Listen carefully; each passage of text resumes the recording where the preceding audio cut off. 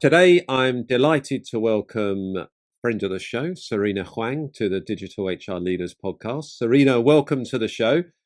Before we get started, it's a little bit of a ritual that I ask all our guests to give a brief introduction to themselves. So, can you share a little bit about your background and the journey that led you to become a people analytics leader, and what inspired you to work in the field? Yeah, of course. David, thank you so much for having me, and it's great to see you again. I'm Dr. Serena Huang, and I have been a people analytics practitioner for many years, since almost its infancy, I would say. I am a PhD labor economist by training and really stumbled into the field of people analytics when it was just getting started. So I built out the people analytics function at companies like GE early on in my career after a stint in consulting, and then have really enjoyed the process of really building teams from scratch, building the function from scratch. At times I was scaling or turning around, and I really had done that 5 times in large global organizations, and most recently at PayPal. And earlier this year, I launched my own company to really help educate the world on the power of people analytics. I found tremendous joy in sharing knowledge on whether it's podcast interview or public speaking and virtual or in person. So I decided to really take it full time and go beyond the borders of my own employer. And so far, so good. That's kind of how I got here. So I founded Data with Serena. It is short for my mission, which is to help the world learn to love data with Serena. Well, great. We're definitely going to talk a little bit more about data with Serena. You mentioned that you've got a PhD as a labor economist.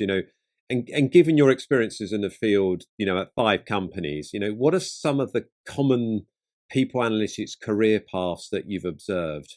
There's many, and I've seen it change over time as well. When I first started, I think there was a lot of people who came from IOS-like backgrounds, certainly some economics, some MBAs, sort of ex-consultants.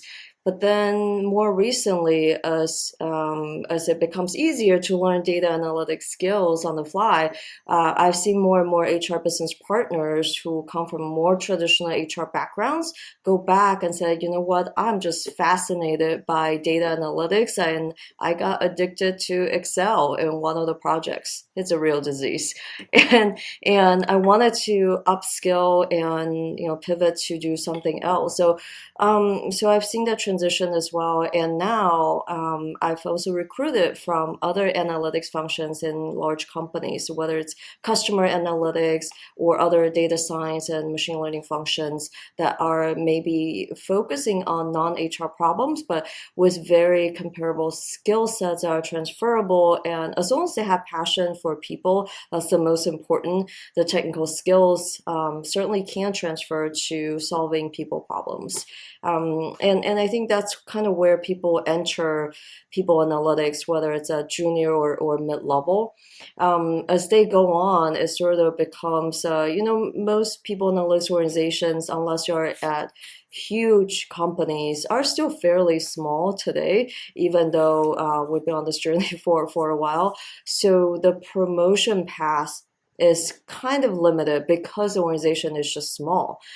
So even at the largest company team size that I've had, I probably have 3, maybe 4 layers total, right? So that means unless I leave, my direct report doesn't really get to get promoted into another level. That doesn't mean they can't get pay increases or things like that. But as far as vertical progression within the people analytics function, it is not as quick or as fast. So you see probably a lot of within your client base, I'm sure a lot of people moving around from one company to another, especially after they get to the level reporting to the people analytics leader, or the leader themselves, because there's not a place to go vertically. I've also started to see that, not everyone wants to grow vertically maybe every 2 or 3 or 5 years, they might want to expand their skill set, they might want to expand their industry. And that's something I have personally done, is do similar but different type of work across different industries. And I found the problem I solve very interesting because they're all different. That's kept me engaged over the years and kept pushing this rock up the hill. But then I have also started to see people go into other functions within HR, like leading talent acquisition, like becoming an HR business partner, to be on the client side, if you will, instead of being on the analytics side, or compensation and benefits, right? Total rewards is another popular destination for people analytics leaders or team members to go to, because numbers are kind of bonding us together.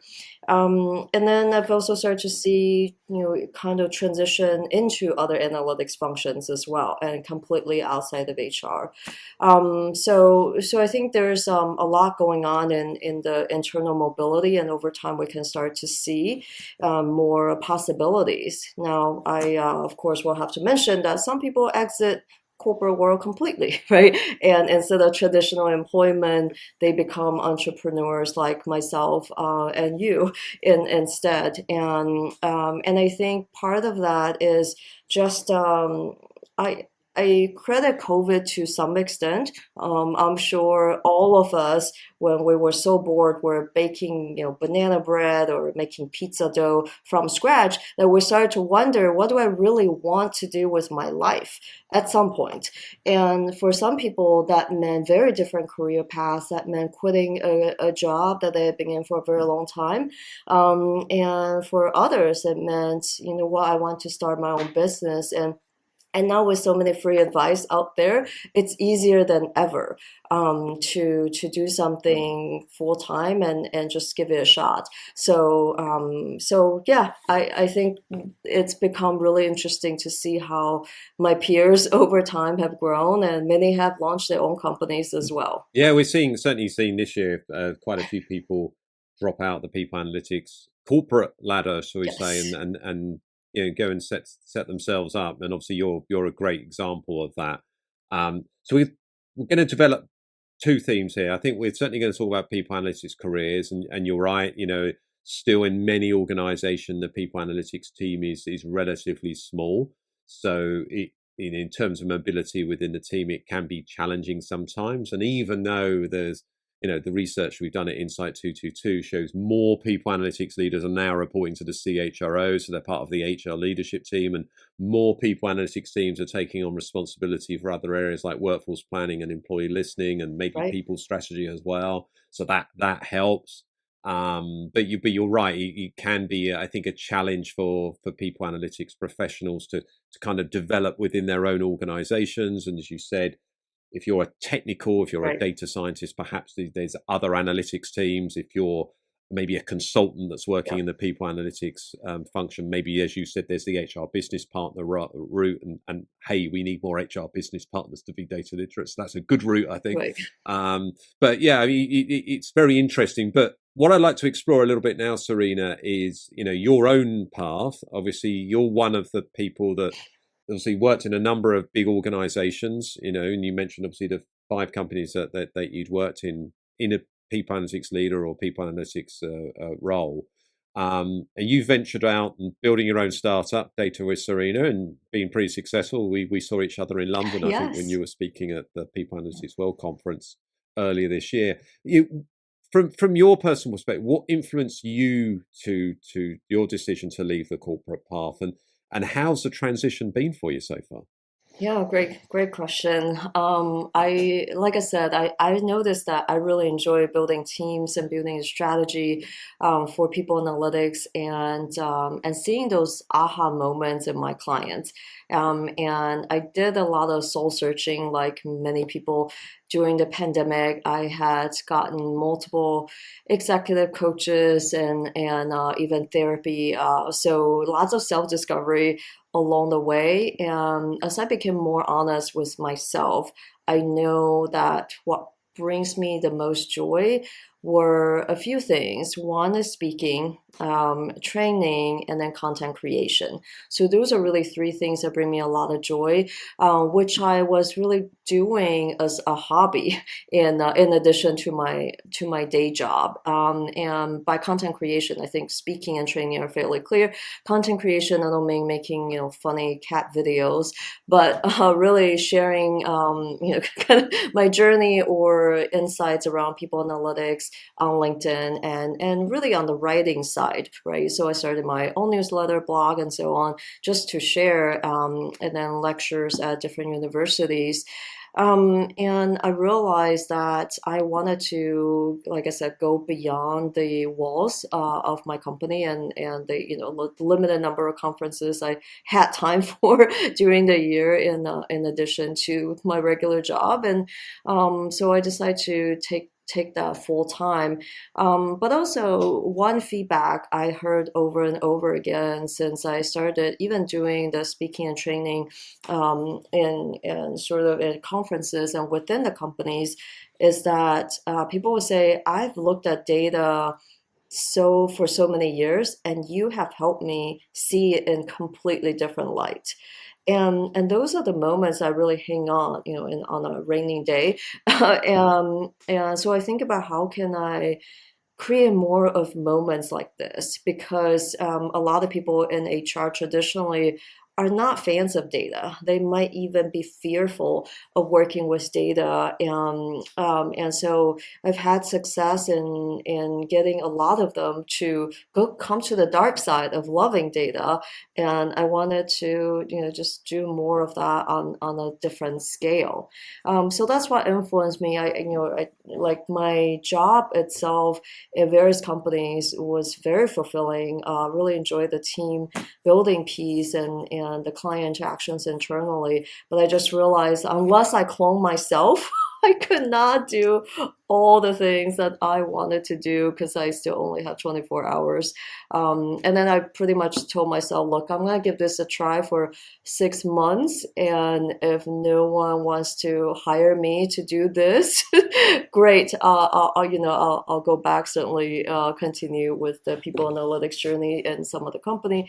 But so far, so good. And yeah, and like I said, I think for me, the biggest learnings along the way is to find out that I'm a multi-passion, multi-skilled person, and that traditionally doesn't fit inside corporate boxes. And there's just no career path for a clear career path at least for someone like me, but at least at the time, but times could change, so we'll see. I do see a lot of other individuals who are starting to do the same and really explore other parts of themselves.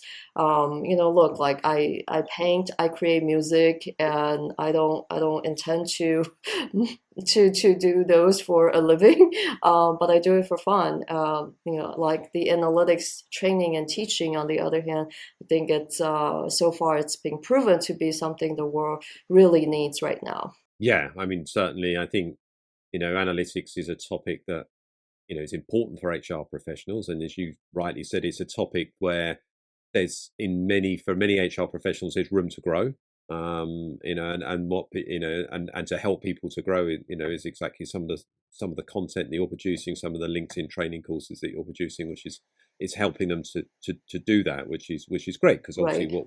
what I guess I think we have a shared passion in doing, Yes. Serena, is helping Yeah. to elevate the HR profession and help it become even more Right. important Right. to an organization. Yeah. Yeah, and it's funny that when I was in my graduate program, I said I would never teach because I had to, oh my goodness, I had to teach this Econ 101 course at 8 o'clock in the morning to a bunch of 18-year-olds who just did not care. So I had a bad experience teaching early on, and I thought, oh my goodness, this is not for me. But who knew, fast forward a few years later, I would teach a LinkedIn learning course with now about 20,000 learners all over the world. So never say never on your career is my takeaway. Yeah. And actually, David, I don't know if I told you this, but in many of my roles, one of the most fun predictive models we've had a chance to build is around attrition, like who is going to quit and when and why. And 3 out of the 4 models that I built or my team had built predicted I was going to leave before I even thought about it. I'm not gonna tell you which one did not.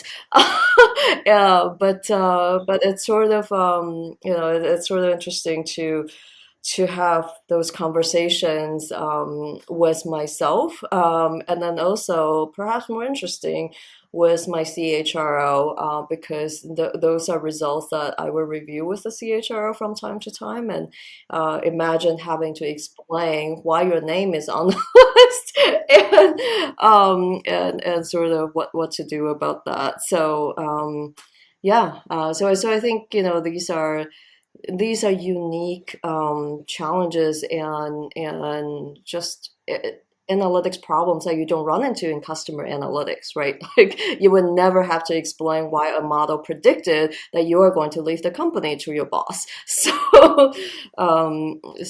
I'm biased, but I think people analytics problems are very interesting because there's one, so much data that we can't capture, whether it's legally or ethically, and it's just very different. Like if you can, I always tell the data scientists who are debating whether or not to join people analytics or some other analytics. Look, if you can predict human behavior, that is a top-notch model. So because there's so much we just don't know. Yeah. Well, certainly in your case, that your predictive models proved to be quite accurate then. So I don't know if maybe that at least gave the CHRO something to smile about. I wonder though, Serena, what does all this, what you've talked about, as a people analytics leader, maybe feeling that certainly from a corporate perspective, it's not necessarily about the companies that you work for, just from a corporate perspective, you felt there wasn't necessarily anything further for you to develop your corporate career. What does this say about the future of people analytics, perhaps, if leaders are deciding that they need to go elsewhere? Yeah, that's a $1 million question, right? And over the years, I almost feel like it's what's the saying? The shoemakers kids don't have shoes or something. Is that right? So I sort of feel that way about the function building a predictive attrition model, for instance, or building skills-based strategy, or data-driven career paths, what have you.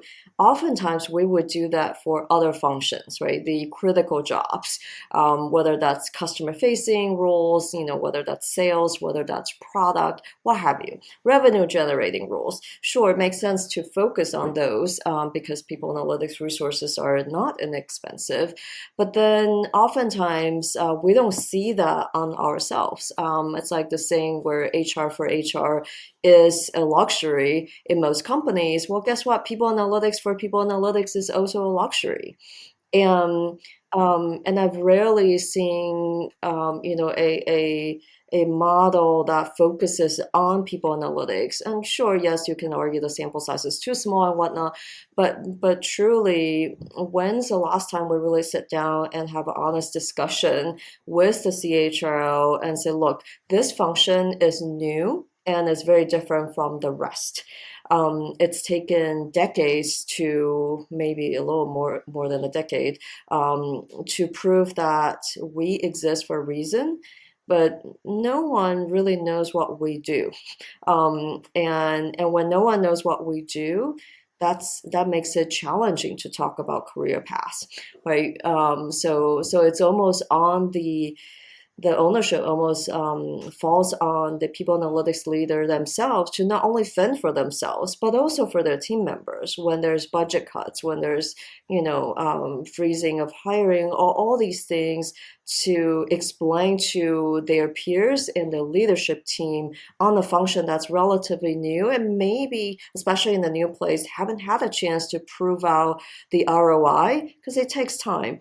That they also deserve career path discussions and development dollars to continue to invest, because guess what? It's really expensive to replace them.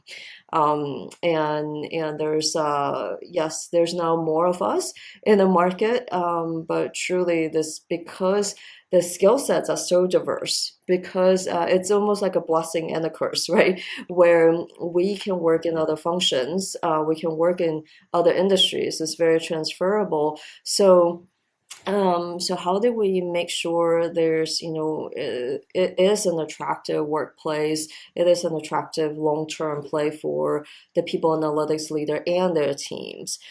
Because like I said, the opportunities are abundant, that they can go somewhere else. So it seems like that discussion hasn't happened as much. So I think in the future, I definitely in the past have done the work a lot of times to share with my stakeholders what is it that we do that solve your pain points, and that, look, sometimes a machine learning model just takes time to become better. You can't do that overnight. And then also, I think it's also on the CHRO's side and the other HR leaders to get to know what people analytics team actually does. Like what is their pain, right? People analytics team has spent so much time to understand the HRBP's pain points. Which HRBP has tried to understand the people analytics team's pain points? So yes, data accuracy comes to mind, data quality from what have you, issues in the past comes to mind. You can't build a model that is going to perform well with bad data historically. It just simply isn't going to work. In fact, I found this issue with the data quality after building a model that was starting to predict strangely people who would be involuntary terminated. And I thought, wow, that's very strange, because it's supposed to predict voluntary resignations, and then come to realize, so this happened over and over again, and I thought, well, something must be wrong with the model, and it turns out something was wrong with the historic data. At some point, there was a system error, and everything sort of defaulted to involuntary termination instead of voluntary. So it was coded incorrectly. So then, essentially some of the data got contaminated, but it was so long ago we couldn't trace back to which one was which. And then it's sort of like, oh, well, now the model has become really good at predicting involuntary turnover, but we don't really need this help. And I give that as an example because we don't think about data quality, and how it impacts things like predictive attrition models, but it does make a huge difference. It's not just about consistency over time and things like that. Sometimes it's large errors like who voluntarily left versus who didn't. I think what you've done there, I think, Serena, is really highlight the importance of whatever model that it is you're building for people analytics. You've got to test and validate it before you put it into production and put it out there, because you know, data and Yeah. analytics is supposed to help people make better decisions, not make worse decisions. So really interesting, and I think you've also touched on there maybe the challenge with people analytics for a career development perspective is a lot of the skills. If you think in particularly around data scientists, I mean, as an example, because everyone will understand that typically a data science, at least there'll be one data scientist in the people analytics teams. What other careers are options are there in HR? And it's probably the more likely career Mhm. options are in other analytics and data functions within the organization. And I think again you Yeah. highlighted the maybe the lack of understanding for the HR responsibility within the Right. company isn't always there when it comes to people analytics. It's very similar to some of the other newer functions that we've seen come into the HR realm as well. But I think you've highlighted that, I guess, the leader, the people analytics leader, has to really be thinking about the development of their team, and I guess developing relationships with Yeah, other analytics teams within the business, not just to do the work, but also thinking about careers as right. well. I don't know if you can talk to Yeah, anything like that you've seen or done right. yourself.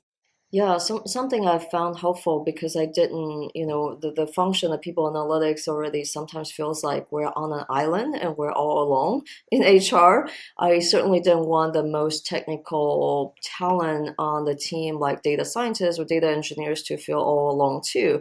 So I will often connect with the other analytics leaders in the company and ask for people to mentor them or be their buddy just on a regular basis, have someone else to talk about what they're doing in Python if no one else on the team cares, right? You need a Python friend. So and I found that to be tremendously helpful because then they can also start to build potential network for future roles within the company. And I'm not doing that intentionally to drive them somewhere else. Certainly, it's really to help them feel a sense of connection and belonging within the organization that may be difficult just because they have different skill sets within HR.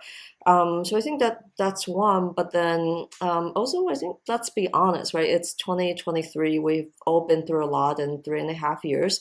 I advocate for honesty in the sense of if someone is here and they're only interested in doing the people analytics data scientist role, for example, for a year, or two at most, maybe even 6 months, I don't know, just to try it, or they know they definitely want to do something else longer term.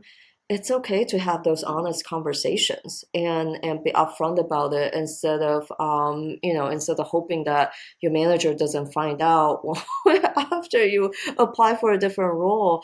And I'm not sure we're having those honest discussions as much because it's difficult, and we didn't go to school to learn skills to have those difficult conversations of I'm here on your team for a very specific reason. I want to learn X, Y, and Z skills. Once I've accomplished that, I would like to go somewhere else in the organization or even leave the company. And I keep wondering, is there a place and time when it is possible to have the honest discussion and not be treated as fly risk, and therefore we would never invest in you, but rather, yes, great, good to know. Let's optimize the time we have with you and you have with us. So it's mutually beneficial.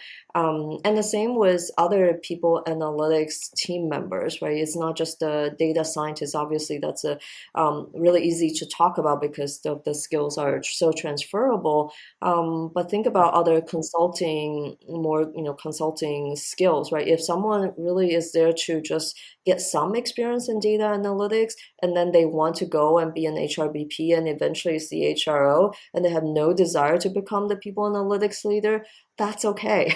That's okay to share too and say, look, I just want to be the super HRBP who know data. And you are going to help me do that for a couple of years.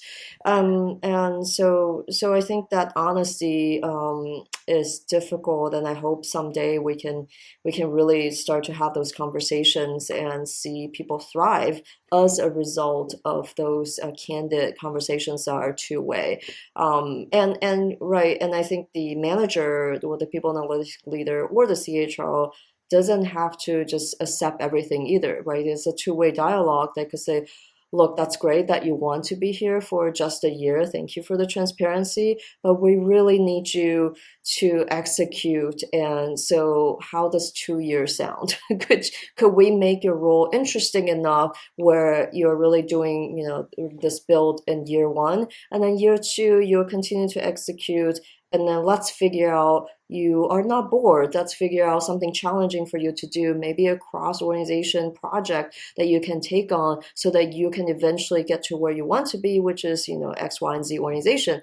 And I think that takes 5 minutes, right? That doesn't even take data. So we're just sometimes not having those conversations that lead to the frustration of team members that eventually think, well, I can only grow and learn if I go somewhere else. I guess another way for people to develop is when we bring in new technology in, and obviously this has been the year that we've all been talking Yes. about AI and AI and Yeah. machine learning. We're seeing that increasingly being used by people analytics teams. How do you see the advancements and increasing adoption of AI and machine learning in the field transforming the role and more specifically the career structure and path of the people analytics profession? Yeah, I think there's so much potential right now. We are just scratching the surface. One particular area that I see, certainly because HR for HR is difficult, I really would hope to see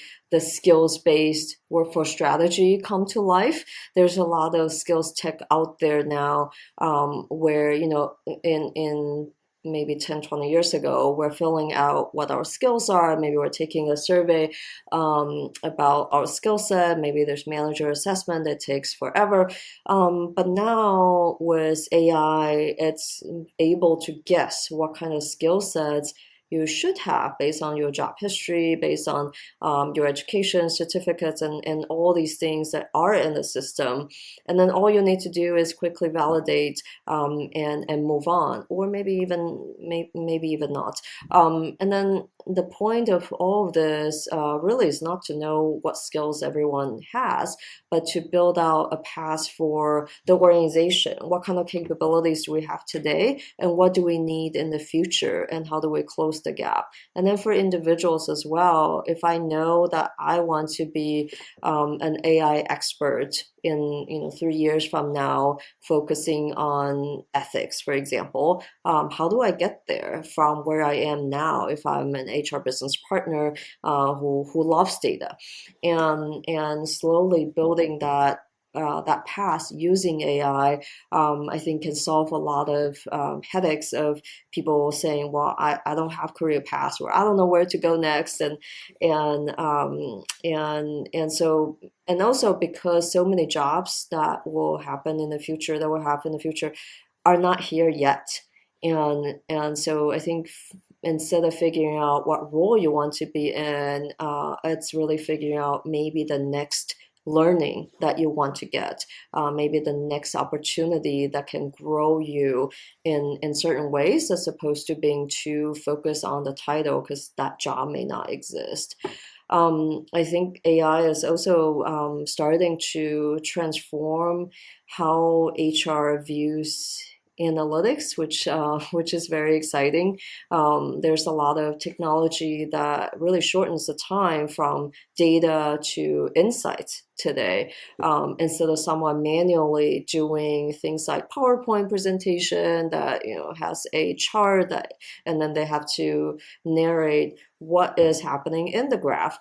AI can do that now easily. So I think that's instead of everyone learning how to do data analytics, AI can close the gap for a lot of individuals in HR who may not have a lot of data, but they can now quickly know what's going on. And I think about things like exploratory analysis as well, where AI can shorten the time and quickly figure out what's going on in the data.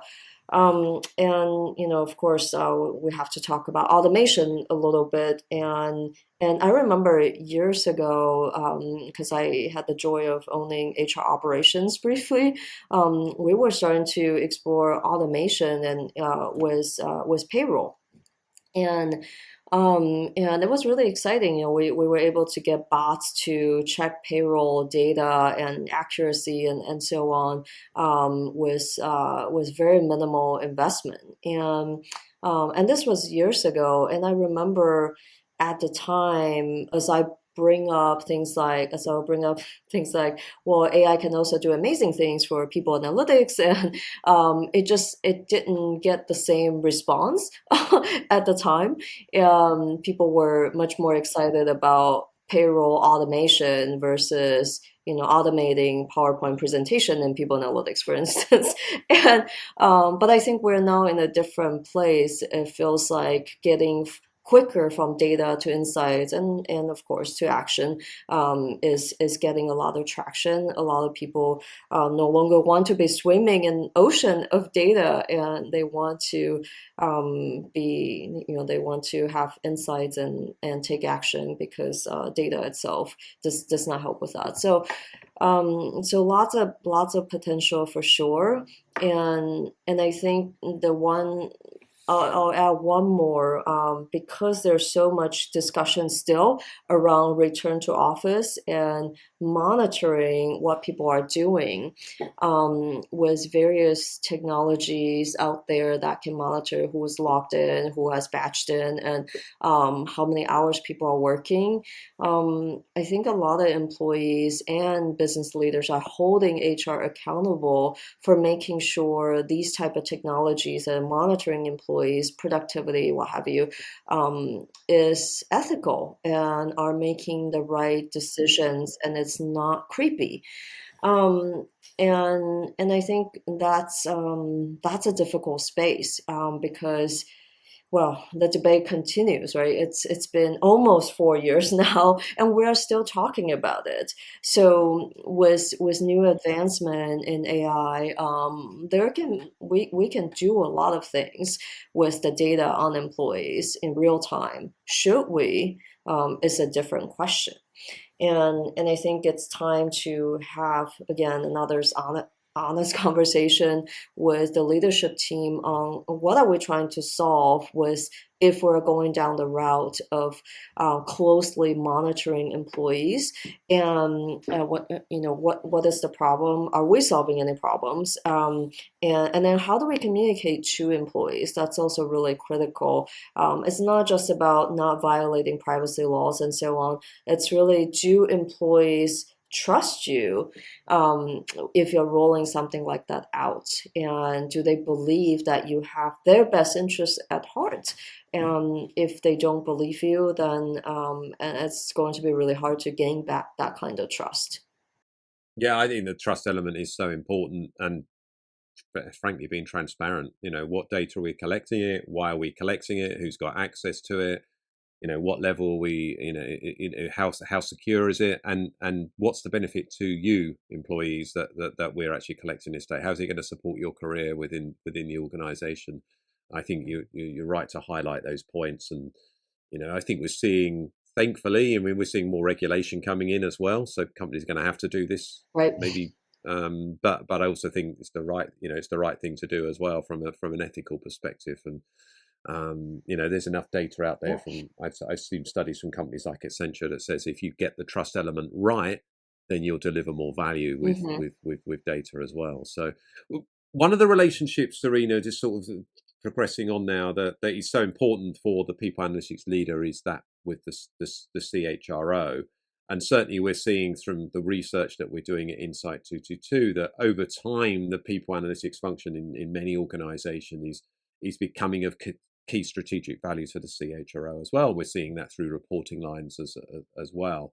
Um, you know, Obviously, as someone who's done this in a number of organisations, what challenges do you see CHROs often express in leveraging people analytics effectively for strategic decision making? Yeah, a lot of times the function starts as a reporting function. And I used to have this joke inside my team that we need to make sure we are people analytics team and we're not people reporting team. Um, and because a lot of times whether it's ESG requirements or whatever the board of directors needs, there's a lot of data that is required for reporting purposes, and that's great. It's nice to have a team that knows what they're doing, but frankly, the value for the company is not going to be as great if you can't get to analytics and solving real problems. A lot of CHROs may be stuck thinking about the function as a reporting function, where they can actually think about, what, in the next board of directors conversation when they're asking about talent, when they're asking about succession planning, when they're asking about return to office again, right? What kind of data can I bring? What kind of insights can I bring to them to make concrete recommendations to move forward so we're not stuck in some debate? I think it really needs to be at that level of problem that people analytics teams are solving. So it's up to the CHRO to bring, certainly bring those problems to the people analytics team, but it's also up to the people analytics leader to ask the right questions to get there. If you keep asking what data do you need, what data do you want to see, you are going to miss the boat completely. And I talk a lot about in my data story telling training that you need to first make sure you're solving the right problem. You need to know what's keeping your leaders up at night. And that requires a lot, right? You can't exactly just text your CHRO and say, hey, are you losing sleep over something that I can help you with, right? You're not going to get a response. But really, through the conversations about priorities for the company, something that is going to impact the top line or the bottom line. Is it going to improve the revenue? Is it going to reduce the cost? If the problem you're solving is not going to do either of those things, it's probably not worthwhile. That means your leadership team probably will not care. It's a cute problem, and that's great, but it's not something that will give you the budget if you want to expand your team, for example. So I think it's on both. But then the other piece I would say is you need to create iPad moments. What do I mean by iPad moments? Well, remember the iPad when it was first introduced? No one no one requested an iPad, right? No one said I want an iPad. But it was once it was introduced, everyone wanted one, it seems like. So how do you bring the insight to your CHRO that make them go, wow, I didn't know I needed this and I absolutely want it going forward. So it's a balance of solving the pain points that are really critical to the business quickly, and then also spend enough time, whether it's 10%, 20% of your time, to solve the problems that maybe they didn't ask for, but will matter to the business. And I've seen a lot of success amongst my friends and peers who can balance the two of solving pain points quickly and bring insights that they didn't know they needed and create those iPad moments.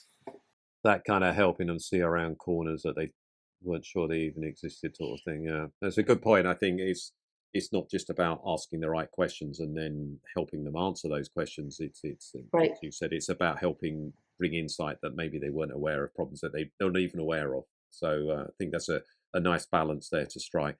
Um, Serena, I know you're really passionate about employee well-being, and probably like many of us, it might have been why you even got into HR and people analytics in the first place. And obviously, we've seen it's been a big focus for many companies during the pandemic, and thankfully it has been. Right. We burnout levels are pretty much at record highs at the moment.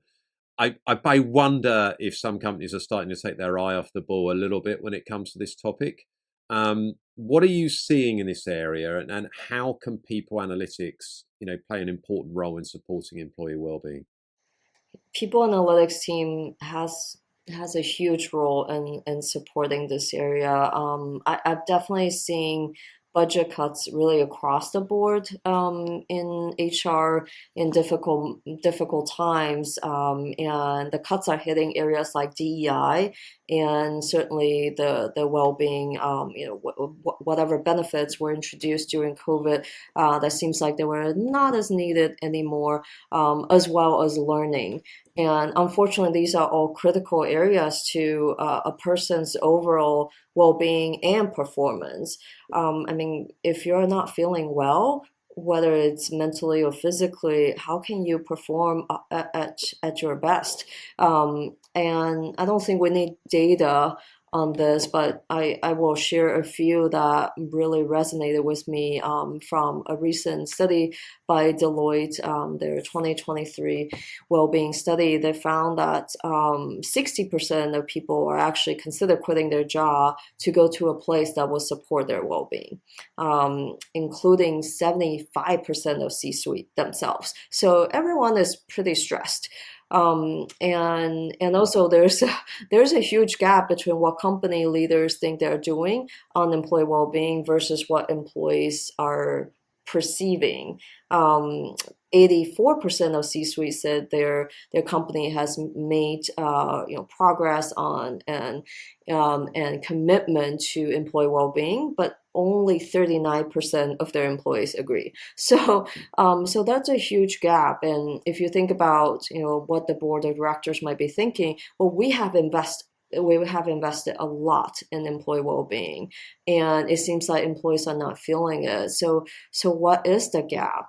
And this is definitely an area where we now have plenty of data. We now don't need to rely on our gut for an answer. But because traditionally, maybe it's not something people analytics teams have looked at as much, that we kind of shy away from it.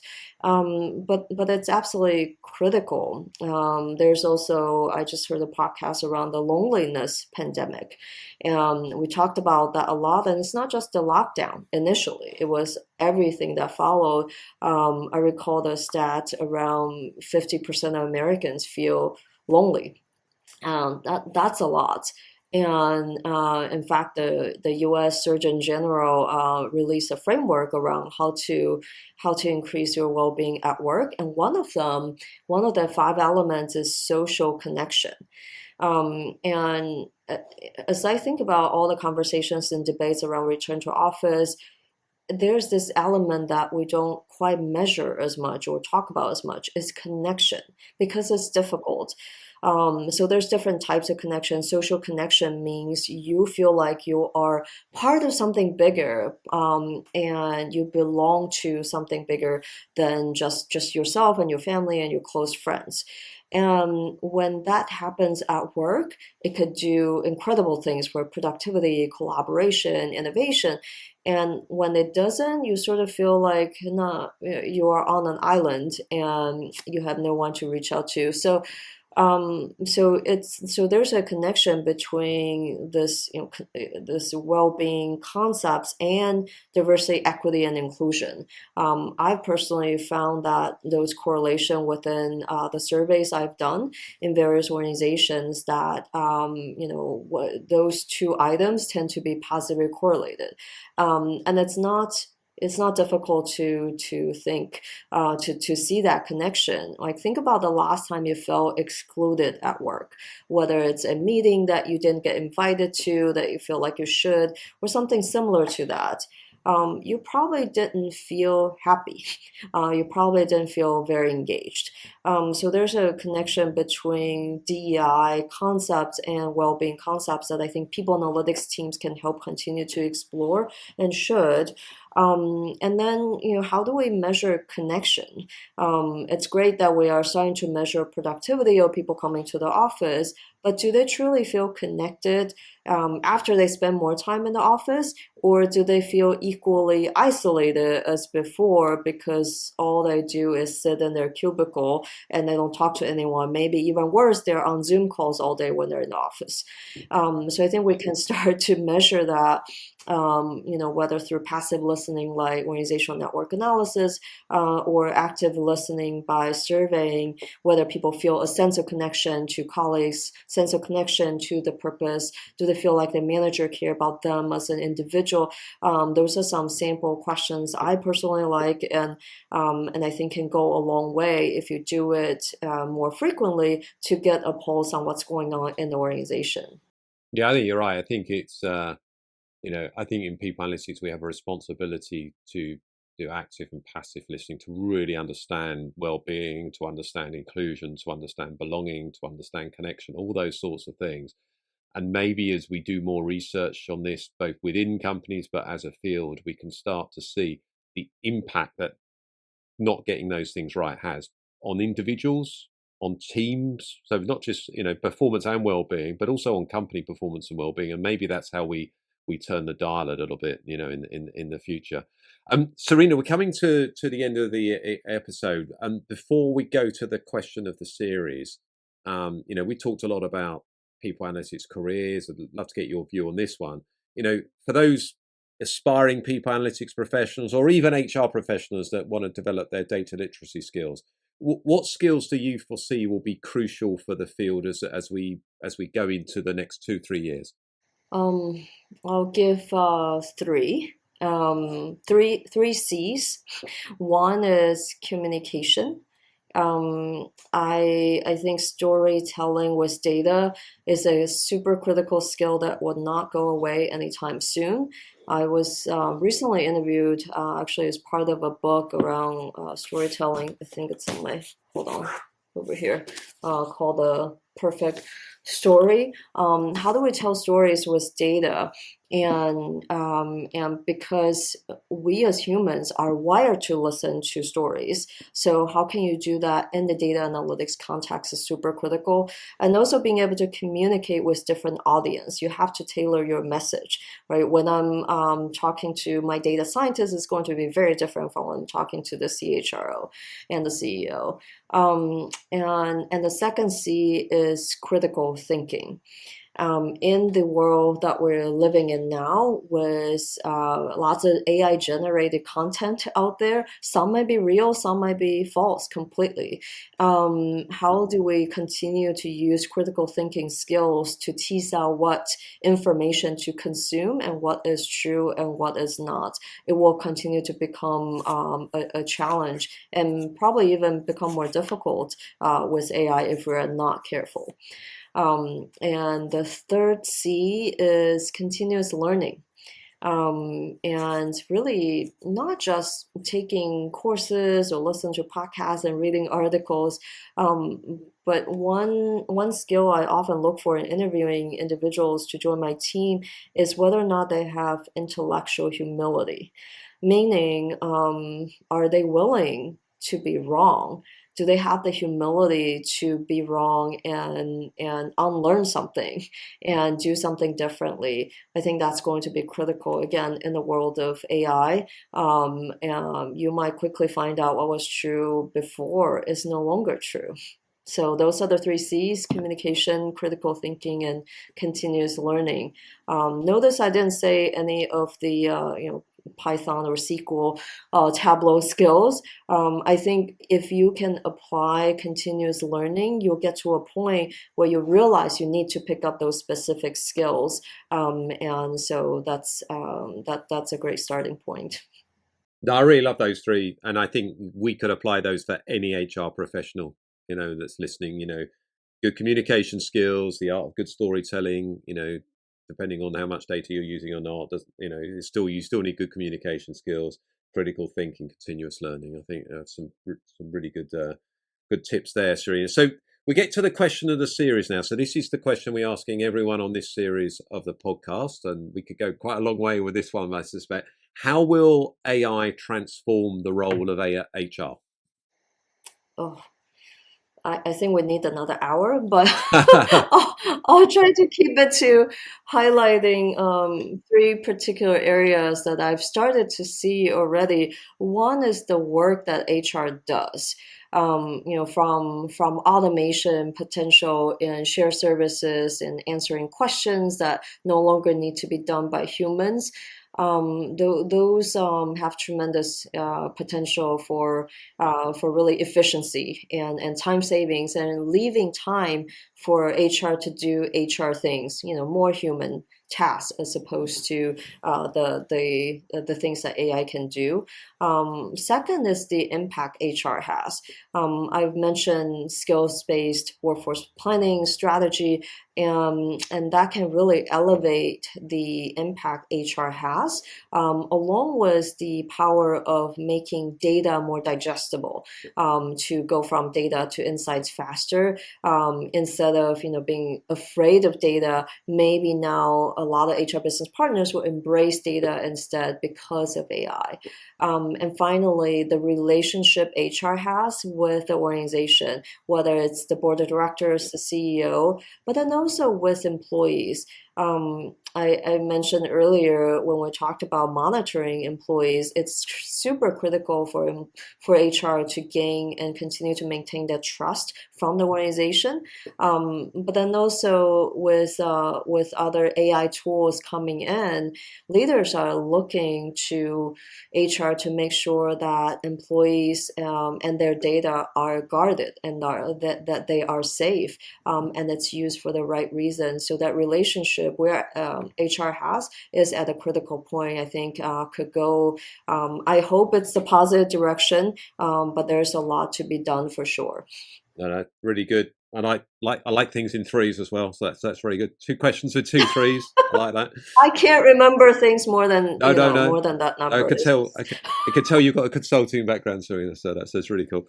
So, Yeah. Serena, thank you so much for being a guest on the Digital HR Leaders podcast. How can listeners find you on social media? I know they can find you on LinkedIn, but how can they find out more about Data with Serena? How can they find out more about your LinkedIn learning courses? How can they find out about your newsletter? Yeah, very, very easy. Datawithserena.com is my new website, and you can find everything there. And certainly follow me on LinkedIn. I do share something daily. It's sometimes people analytics and sometimes something else. So hope to connect. Thank you so much. Thank you very much, Serena. It's been a pleasure to speak to you as ever. Thank you. In this series, we will be speaking to a range of senior leaders who are pushing a data-driven and digital HR agenda.